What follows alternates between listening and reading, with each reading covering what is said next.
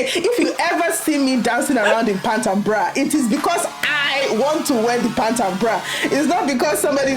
For all my multi-passionate creatives out there, this one's for you. Chibundu Onuzo signed her first book deal at 19. She was awarded a PhD in history from King's College London, won the 2020 American Black Film Festival's HBO short film competition, and was longlisted for a BAFTA. Chibundu is also a singer-songwriter and won the Drake Yolanda Music Award in 2021. I love that. Multi-passionate person. Trademark Sahar. And you have to have a sense of self-worth that is rooted not in the fluctuations of your career. The blow was so deep. And for me, actually, that was a catalyst for me to go and have therapy, actually, and sort of speak to someone about this up and down that, it made me, I'm going to be okay. Welcome to Daring Forward, where we feature ordinary women doing extraordinary things and learn practical lessons and action steps to help you live courageously. I'm your host, Sahar Twesajay. Now, if you're ready, let's dare forward.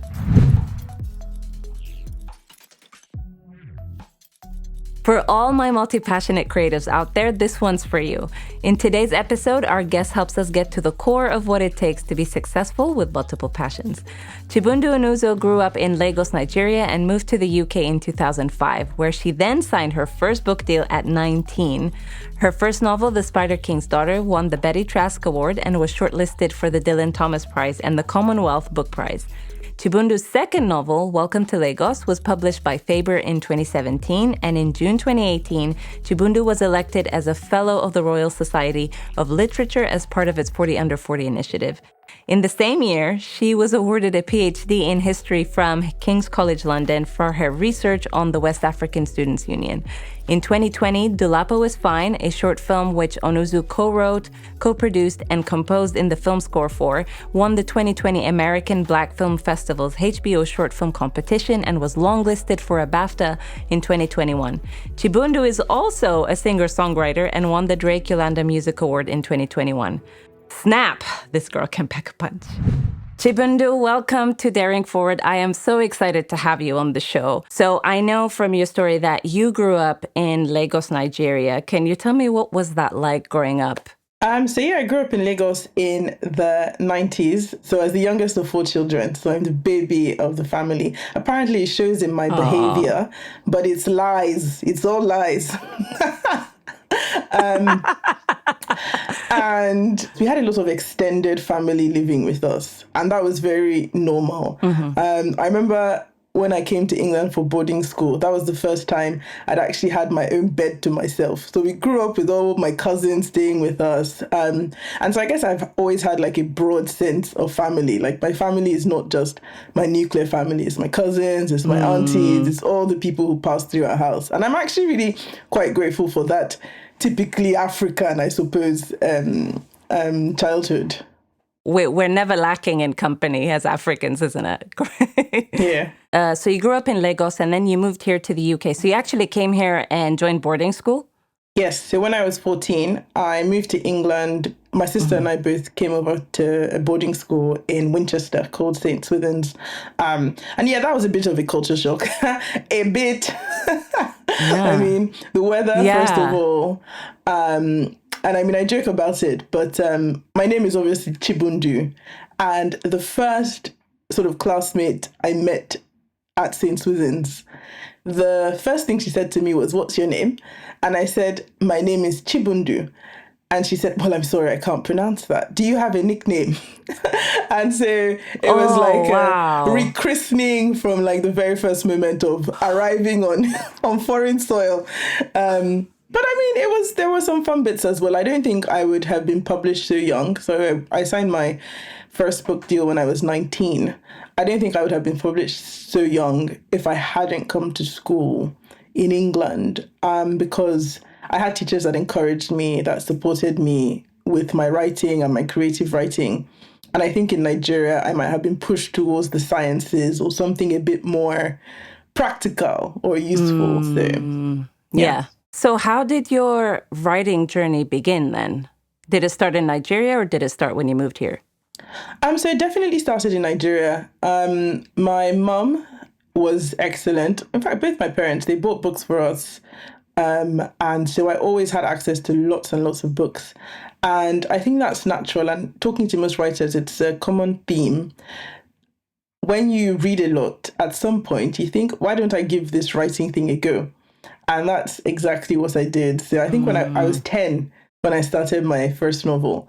And kudos to both my parents. They took it seriously. Like, they didn't go, oh my gosh, we have a child genius, we have the next Shakespeare in our house. So like, they didn't give me like a big head. But I remember, and again, because I grew up with so much extended family around, I had cousins who were in university, and they always had their, there was only one computer in the house.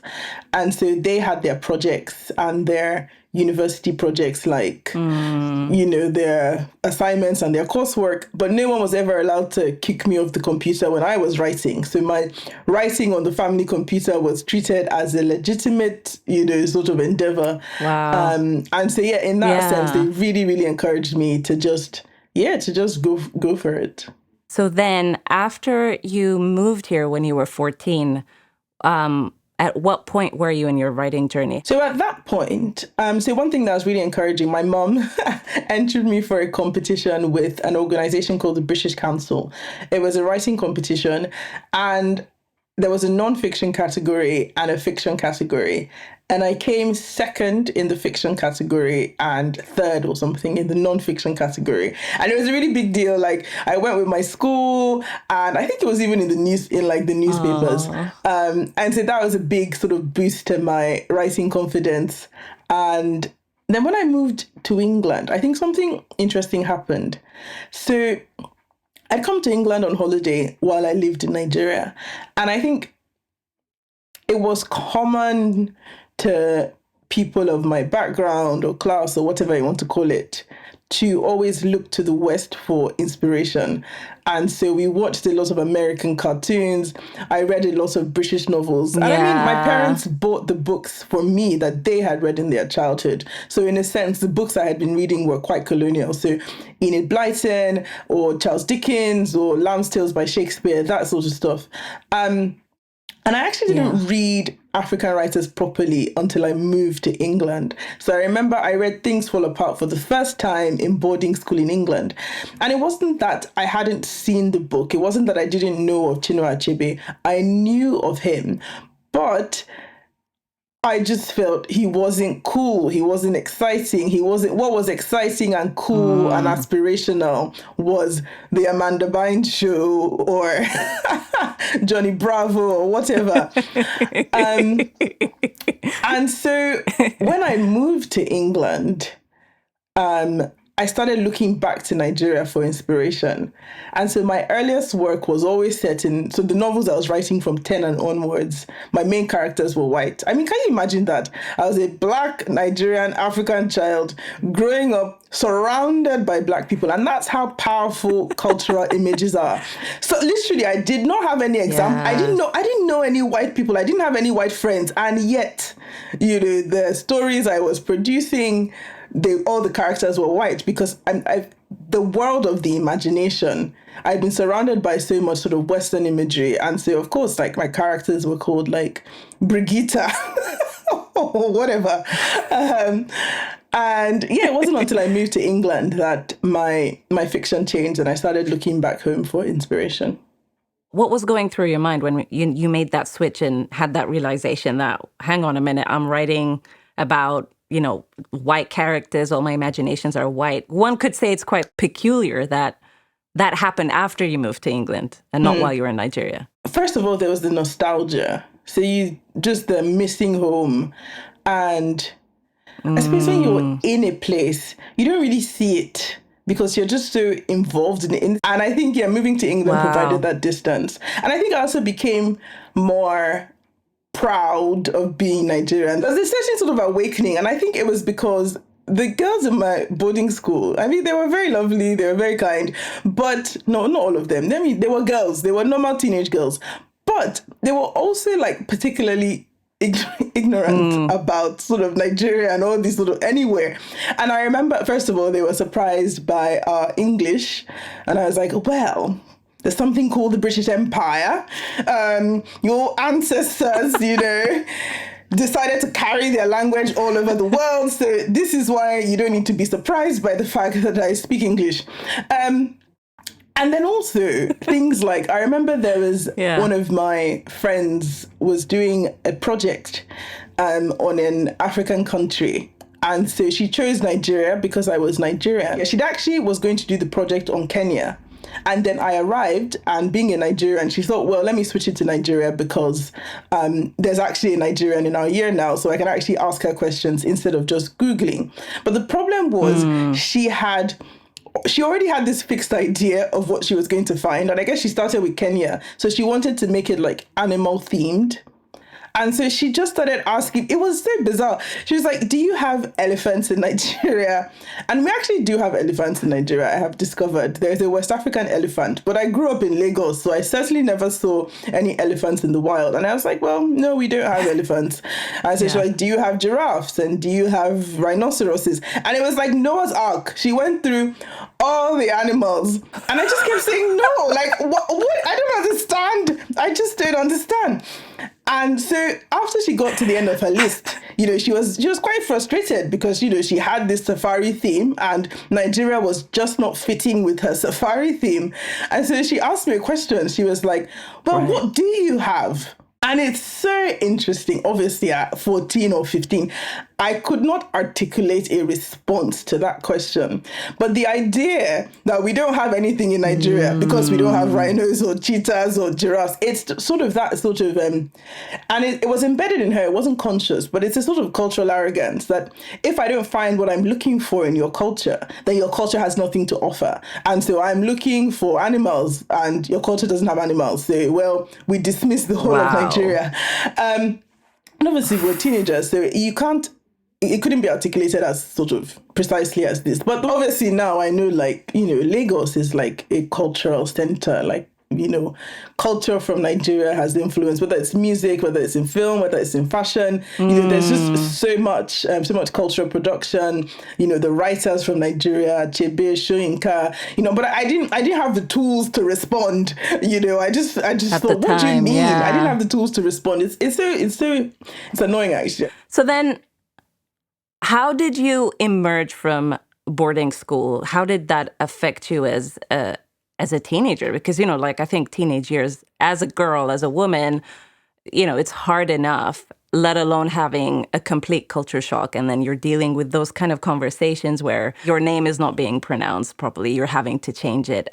People are asking you questions about your country. You can't articulate what you want to say. How did that affect you? Did it have an effect on your confidence, your self-esteem? So I was talking with a friend about this, actually. So when I was in Nigeria, obviously I was getting to be a teenager. I was just entering my first bloom as a beautiful, wonderful specimen. And then I moved to an English boarding school. And I was totally not the standard of beauty. Totally. Nobody was looking at me. I remember the first dance I went for, and because there was a boys' school down the road, so every once in a while we'd have a dance with them. And I was like, wow, I am a wallflower. This dance has lasted for 2 hours. Nobody has come to talk to me. Nobody has come to ask me to dance. And, I said to someone actually that it was actually a really useful time for me because it was a useful time creatively. I think definitely when I was in Nigeria, we were all getting to that stage where it was like, who is dating who and who likes who and who is getting a Valentine's gift and blah, blah, blah. And that stuff when you're a teenager, it actually takes up a lot of your time and it takes up a lot of your energy and a lot of your thinking space. Yeah. But that was totally removed from the equation for me because nobody was checking for me. And so I had all this headspace. And I think I've actually been the most creative. So many things that I'm doing now, I started in boarding school. So I directed a play. I wrote and produced and directed my own play. I ran something called a gospel choir for 4 years. I started a short story collection that hasn't been published, but I also started the book that became my first novel. And so I suppose in my free time, I just had time and space to create. So even though like my ego was incredibly bruised by 4 years of not being on sort of the attractiveness radar, it was definitely such a useful and important time for me creatively. I guess what I find amazing about this is that, call it, you didn't allow like the experience that you had in boarding school to affect you. In that sense, like you're saying, your ego was bruised, but besides that, like despite of it, you were still able to tap into. You had like this inner knowing to know, like I know I have something to offer, and I'm just gonna put all my energy into that. I just really, really admire that about you. Can't say that that's how I felt in my younger years. Oh, no. I'm 31 now. Of course it affected me at the time. I remember like, so in the period after I left boarding school, and again, sort of after you start reading like Frantz Fanon and you start reading people like, his name escapes my mind, Senghor, the negritude movement, all of that, you start engaging with these thinkers, Maya Angelou, whoever. You know, I began to look back on some of the incidents that happened when I was in boarding school, and I was like, that was racist! That was racist! And you know, sometimes coming from a Nigerian context, you don't even understand because we don't really have black and white. So it's only after the fact that you're like, oh my gosh! And it's funny because I would get into all these conversations with my white friends, trying to get them to admit that XYZ were racist. But we were also coming from the same situation. And so like they hadn't evolved yet. Like I remember, you know, having like a conversation about how like, you know, the N-word was used casually around me. And they were just sort of, I don't even know what they were arguing. And they were saying that, oh, well, it wasn't just like, you know, black people that like, you know, if you were overweight or you would also be teased. And I just thought, wow, like they just refused to, they were like, oh, if you had, you know, red hair, you would also be teased. And so like, I was just like, wow. And there was definitely, and of course, there's a lot of like defensiveness. A blanket thing. Yes, there was a lot of defensiveness every time I tried to bring up, you know, sort of experiences that I thought were racist while I was in boarding school. But then at the same time, part of it is my faith and sort of reflecting on like forgiveness and where do you stop holding something that happened when you were 16 or 17 or 18. Obviously, if I meet these people today and they still have those views, then of course I don't want them in my space. But it was almost like, I mean, I stopped talking pretty much by and large to most of my friends for boarding school for maybe like a couple of years because I was so angry. And I think you also have to release people so you can release yourself. Like now I can talk about it with banter and sort of talk about what I got from it and, you know, what was bad about it. And so it doesn't mean that the experience was good. It was wrong. Some of those things that happened, you know, and all of that, you know, people, especially the school, should have had more policies to deal with race and racism. Because I say it all the time, in boarding school, they had so many policies for eating disorders, policies for bullying, policies for everything under the sun you can think of, but no policies to address race, you know. And so like they didn't have the mechanisms. And as I said, you know, when someone used the N-word casually around me, I didn't even know who to report this incident to. Like, you know, there was just nothing. For me, it's been sort of, especially like just this sort of thing about forgiveness and not always having this anger, and because it's inside you, and I don't want all this sort of rage and anger. And it's something that it's definitely a journey with me, how to say something that has happened, that has been done against you is wrong, but not carry that burden for the rest of your life, basically. And yeah, I think yes, faith definitely has helped. Prayer, meditating on the word of God, scripture, that's really helped me. That's so good, Chibundu. I think over the last, couple of years, the whole race discussion is, everybody that's wanted to brush it under the carpet, the time for that has now passed, and people are now starting to have those conversations. But it's really refreshing to hear that you're releasing the anger because, and I couldn't agree with you more. I think at the end of the day, if you hold on to it, it does end up affecting you, and it's just such a heavy burden to carry. And I just really appreciate you talking about the ability to just release and rise above it and forgive. I think that's so good. Can you tell me about how you got your first novel published? What was that journey been like for you, and the whole writing process and the publishing process? So my first novel is called The Spider King's Daughter. So I actually wrote it in my final year of A-levels. So instead of studying for my exams, I was writing a novel in secret. And after my A-levels, my oldest sister, Dilichi, she bought me a book called The Writers and Artists Yearbook. And it's the book I recommend to anyone who wants to be published in the traditional route, because it gives you all the information you need about how to find an agent, how to approach an agent, and what to look for when you're selecting which agents to approach. So, for example, some agents specialize in children's books. They might take an adult novelist on who's writing for adults, but they're probably not the best agent for you, so it sort of gives you a list of agents and how to approach them.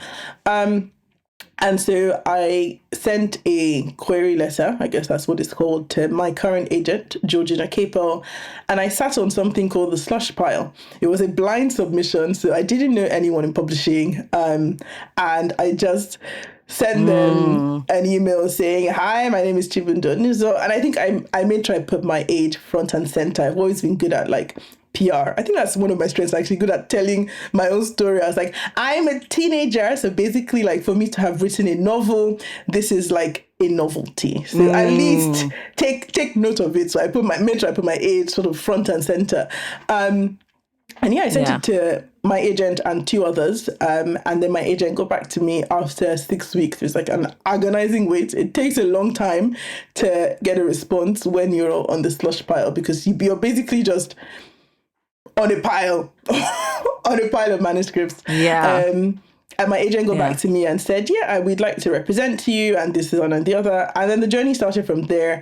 I worked with my agent on editing the novel for about 6 months, and then we sent it off to publishers, and a publisher called Faber and Faber made the highest offer, and I went with them. And it was a good 2 books. I had 2 books published with them.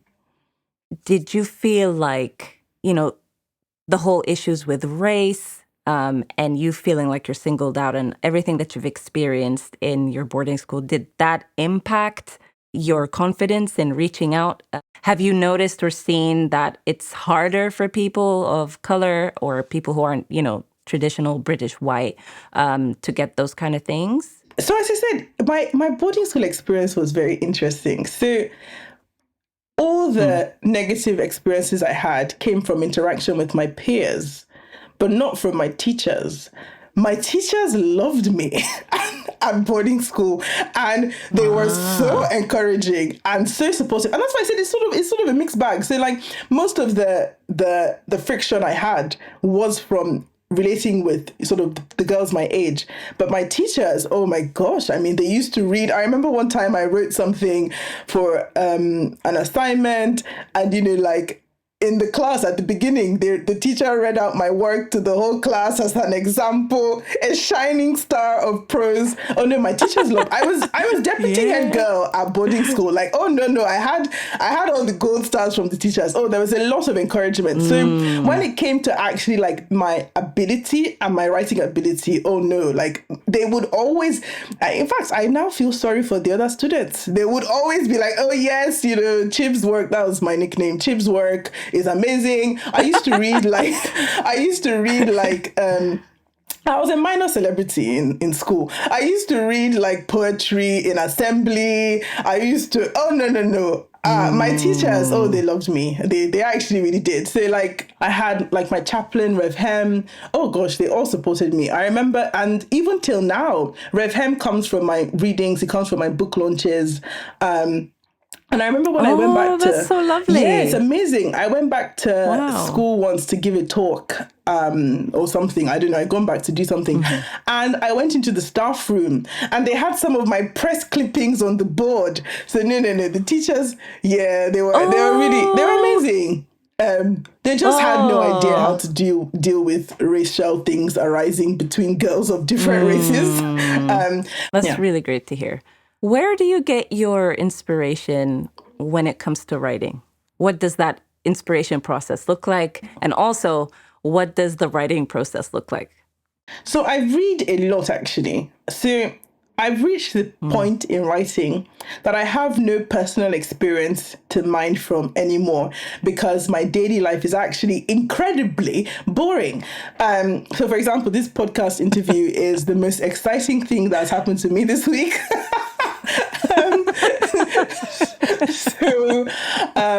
I think so. For example, the Spider King's daughter, I drew from my experiences of being like a young teenager in Lagos. The protagonist in The Spider King's Daughter is 17. But after that, really, I rely on interviews. So if there's a topic that interests me, I would generally try and find someone whose lived experiences sort of has that topic in it, and then I'll interview them. I read a lot. So like I subscribe to everything, the New York Times, the New Yorker, Financial Times, check the Guardian, because there's always sort of stories and always things to spark your interest. And then obviously just reading other people's novels, other people's books. I've started reading a lot of nonfiction now as well, because I think personal stories are so interesting. How do you make sure that your voice isn't lost when you're reading so much of other people's work? Do you find that that's a tricky area to manage, or is it very straightforward for you? Yeah, I mean, this is a big sort of theme in literature, creative work, like the anxiety of influence, like you're anxious about being influenced by other people's work. But I'm like, I don't know, for me, that's like, I would think a bit more about the hubris of influence. Like, of course, we're all influenced by everybody, like, you know, and what's original is that when all these different things pass through my own consciousness and my own subjectivity, then something new, something different comes about, but it's different with ties to what has come before. Especially when it comes to creative work, you know, they talk about how there's only 7 stories, or it's like, the thought that you can create something completely original. If you did, no one would understand it because it wouldn't have any relation to anything that's gone on before. I mean, like, first of all, just the fact that you're writing a novel, already you're in the tradition of writing that's gone on before, and so on and so forth. So no, I don't just really worry about being influenced. In fact, I try to like read as widely as possible. So like I'm drawing from a wide range of references. I know as well that you're not just, you're a historian, you're an author, and you're also a singer and a musician. And what I find so inspiring is that, like, you're a multi-passionate person. How have you managed to, successfully have those outlets for yourself? I love that. Multi-passionate person. I'm going to take that and make it into a t-shirt. Trademark Sahar. I wish it was my word. I don't think it's mine. But yes, go for it. When I was 16, I came runner-up in a national singing competition called J Factor. It was a gospel singing competition, but it had a massive reach, and I almost got signed, actually. I was scouted. It was all very exciting, and my dad and I, we went to this independent record label, and my dad happened to be in England at the time, but both my parents lived in Nigeria, and my dad basically just said, no, that this is not really the place for a 16-year-old, because my parents didn't live in England. And so it would have been me sort of operating in this quite grown-up environment without parental supervision, more or less. And I think he was actually spot on and really wise to make that call, because when you see and hear all this stuff about Me Too and how sort of young girls were exploited in certain industries and all of that, I'm glad that, like I wasn't exposed to that, actually. And also, I think the music industry is a place where if you don't know yourself, people will always be projecting things onto you, like, oh, wear this or do this or say this. And I mean, I joke about it, but like, You're not going to see me dancing on a stage in my underwear because somebody has told me that that's what sells. Okay, if you ever see me dancing around in pant and bra, it is because I want to wear the pant and bra. It's not because somebody is telling me, oh, you need to look this way, or you need to, but definitely at 16, you're more impressionable and this, that, and the other. So like, he was 100% right. But then at the same time, though, I also thought like maybe the opportunity had passed a little bit because at 19, I signed my book deal, and then I sort of seemed to just take this other track in life, and then I'm a writer, and then I'm going on book tour in all these places. And what I found very interesting is that, like, at first anyway, people are they're very skeptical when somebody who's known in one field says they want to do something else. So like, if you're a singer and you say, you want to be a fashion person, they're very cynical. They're like, what's this one? They feel like it's a fad, or you're not doing it for sort of genuine reasons. People are just really skeptical. And I remember there would always be like just a little bit of pushback. So like people would say things like, I remember one time I sang at one of my readings, and the first question from an audience member was, why are you singing? Why this? Like, basically almost sort of asking me, are you like, serious? I'm telling you, people are so rude, And again, I always felt like I was trying to shoehorn my singing into literary spaces that didn't want it. We want you to be a writer. We've invited you here as a writer. So talk about your books and please vacate the stage.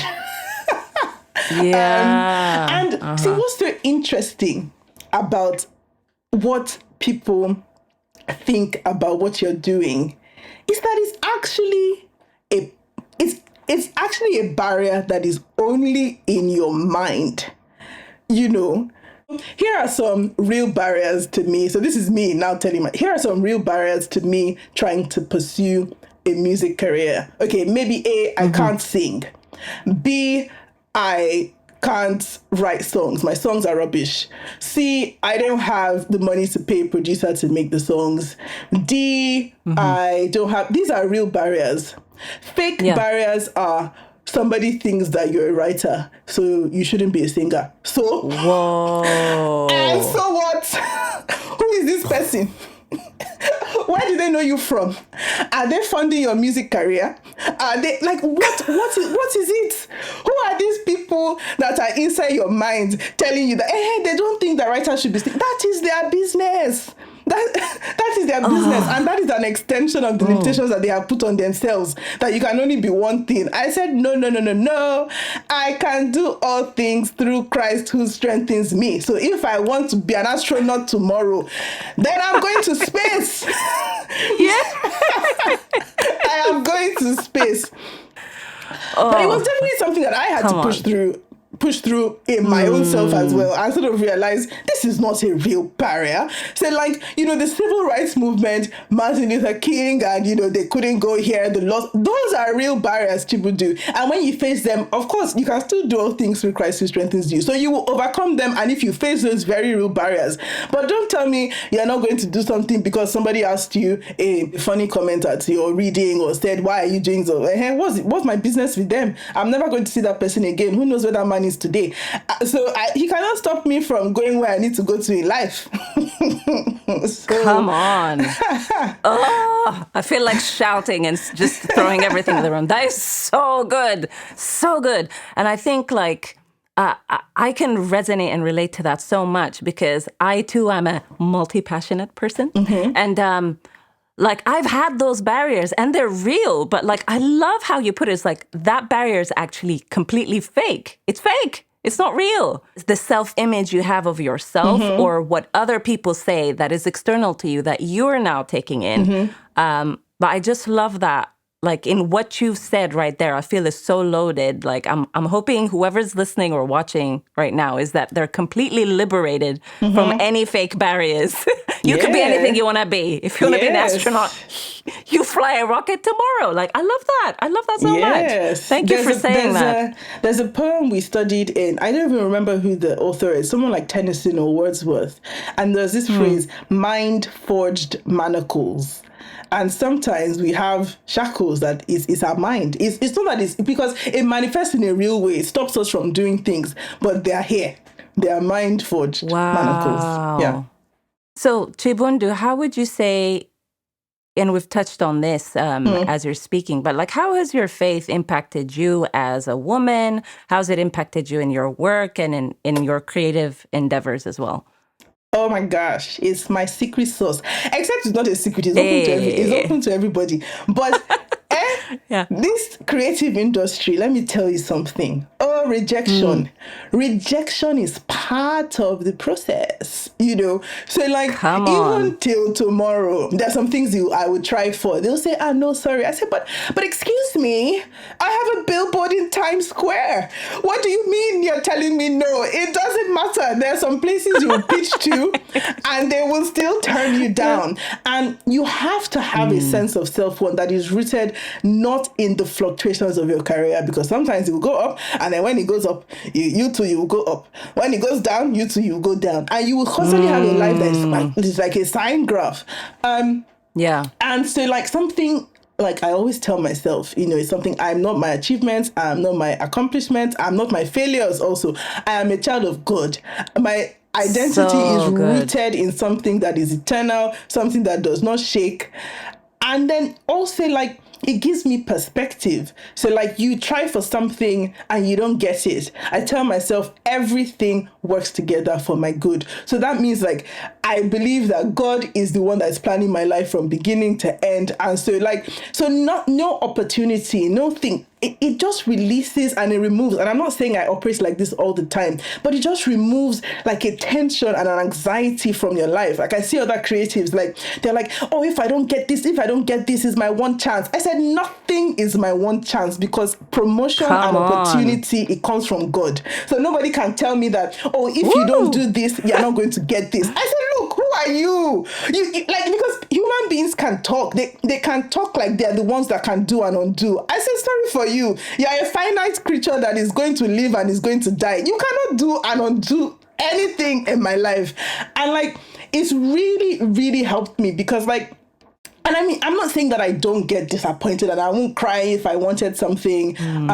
But like, it's just that I know that, you know, there's something bigger than me that I'm attached. There's someone bigger than me that I'm attached to. And I feel, it's giving me, I call it staying power, because for me, you need something in this career that is so up and down. You just need someone to just root yourself in and be like, you know what? I'm going to be okay. I'm gonna be okay. Gonna be okay. Yes. So good. You mentioned in the creative industry, you face rejection. All of us in our stories, we have a villain, whether it's internal, external. What would you say has been the biggest villain in your story that you've had to overcome? I mean, so like, far.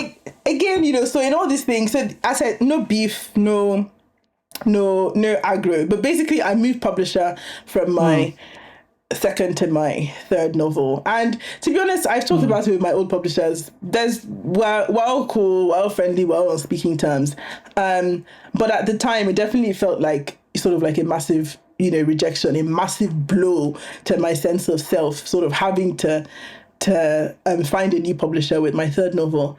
And that was, and for me, actually, that was a catalyst for me to go and have therapy, actually, and sort of speak to someone about this up and down, because I realized that because the blow was so deep that, you know, it made me, because I invested too much of my identity in being a writer, being a published author, and yada. And so like, I remember going through sessions with my therapist, and she was like, when you root your identity in things like this, then of course the blow becomes, it's not just that, oh, my book didn't sell to this publisher. It becomes like, I didn't sell, or like it's now Chibundu. I'm the thing I created, as opposed to, no, this is a book and it's separate from you, who you are. And I mean, that's something we did a lot of work on, which is why, as I said, this sort of like, I'm a child of God. You know, those are things that you affirm, things that you say to yourself over and over again, so that when things that are temporary in life come and try and shake you, you know that I'm attached to something that is eternal. So yeah, this is all sorts of work that so yeah, all this thing I'm just saying to you as if I just woke up. I didn't just wake up like this. So it was many sessions of talking through, of crying. They rejected me. But you see, but that's life. See, now we're laughing about it. We're laughing about it, you know. And that just shows you, because it was a temporary thing, but you took it as something that was the whole narrative of your life. I didn't even know where I was going to go to with the third novel. So, you know, yeah, that's So what would you say then? Moving on from the hardest thing you faced. What has been the one thing or the main thing that you're most proud of so far in your creative journey? I'm really proud of my show, 1991. So I did it at the South Bank. And for me, that show is like an expression of everything I do, and I love it. It was an expression. So it was called 1991, and it was basically the story of my life in 8 essays. My life so far at the time when I wrote it. And it was done in 8 essays.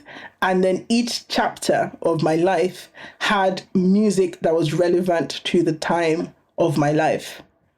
And so there was music and there was dancing. So for example, in the chapter on growing up Christian in Nigeria in the Pentecostal church, I would read about that experience, and then intermixed would be music about the songs we sort of sang in church and the call and response and how our African culture was interwoven into our expression of faith and all of this. For me, it was like all the disparate strands of myself, all the multi-passionate things that people said don't go together. But of course it goes together because it is inside me. It's all inside. I'm every woman. It's all in me. And so I danced, I sang, I did a reading, I did some hosting and emceeing, just everything. It was so like, for me, that's definitely been something. And I mean, hopefully we'll do it again. We did it twice at the South Bank, and hopefully something will bring back. You know, the pandemic sort of, you know, put away live performance and all of that. So hopefully we'll bring it back.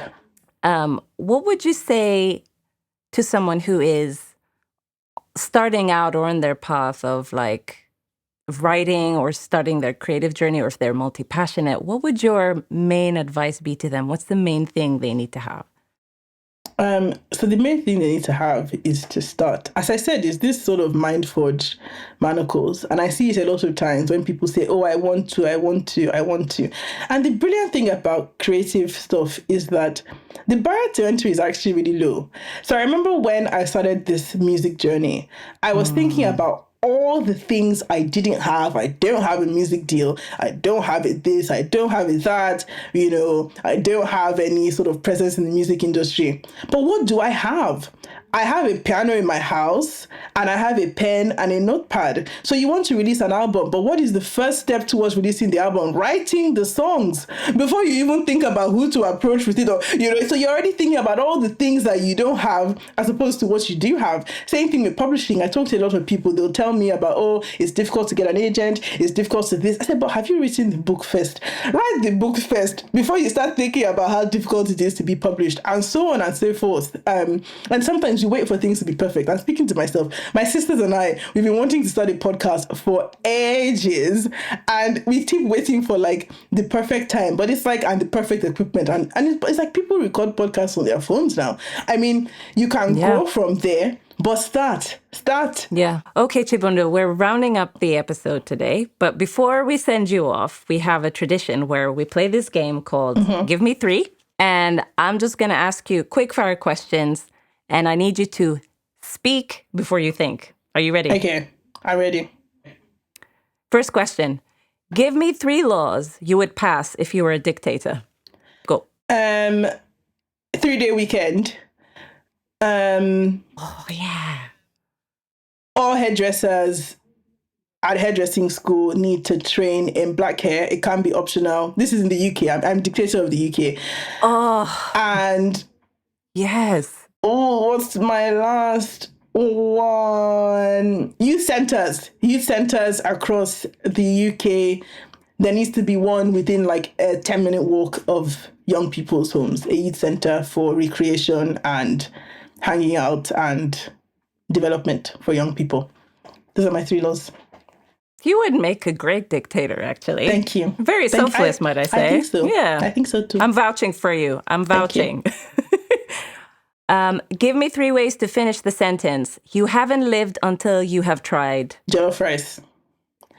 Until you have tried Jesus. Until you have tried to ride a bicycle. Oh, do you have a bike? Do you like riding? I do. I love cycling. Oh. Okay, give me the final one. Give me the 3 worst jobs you can think of. I don't want to call it a worst job. I've actually done this job. I worked in a care home, and that stuff is hard, man. It actually takes a level of selflessness and grace to clean somebody's poo-poo that is not your child. Oh. And like people that do that job, they need to be paid more. They need to be paid more than bankers, because one day everybody's going to be old. Come on. And you're going to wish that you had paid care workers more. This is it. Oh, yeah. I have also been, these are real jobs I've had. I've been an entertainer at a children's party. I was Barney. You know, you wear the costume, like with the thing, and like it is horrible inside those things. Like, it's so claustrophobic, and I'm actually really glad I survived and didn't die, because the world would have missed out on all this greatness because of that Barney costume. Yeah, shout out to children's parties entertainers. And some children are really badly behaved, and they come and like whack you. And I'm like, yeah, just because I'm wearing a costume, you can't just come and whack me. Third worst job, I guess it will be like people that, like, when something goes well, they don't get the praise, but when something goes badly, they get the blame. Medical staff and people like that. I do think about it like frontline workers. Most of the time, people any take people take it for granted when they do their job right. But like, if they don't do their job right, then all the blame goes on them. So yeah. Chibundu, where can people find you online? And do you have anything coming out in the next coming months or weeks? So you can find me on Instagram at Chibundu.Onuzo. I deleted my Twitter because Twitter is bad vibes. Bad vibes. So that's the only social media I'm on at the moment. Well, I was finding it bad vibes for myself. And I do have a new single coming out in the coming months. It's called Coming Home, and I am really, really excited about it. So yeah, watch this space. Well, on that note, we're going to end the show today. Thank you so much, Chibundu, for joining us. You have been such an incredible inspiration, and the banter was top class. Thank you for that. Thanks for having me. As I said, this is the most exciting thing that's happened to me this week. So yeah, this was fun. Thanks for tuning in today. All the resources mentioned in the show are linked below if you're watching on YouTube, and linked in the show notes if you're listening to the podcast. If you've enjoyed today's episode, then I want to invite you to help us spread our message by choosing one of 4 ways.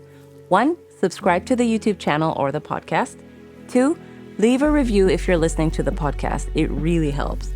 3, let me know in the comments below what the key takeaways were for you in today's episode. And 4, share this episode with one friend who could use a little bit of courage today. And if you want to binge our episodes, may I suggest you watch this episode right here if you're watching on YouTube. That's it. Until next time, don't forget to live courageously and dare forward.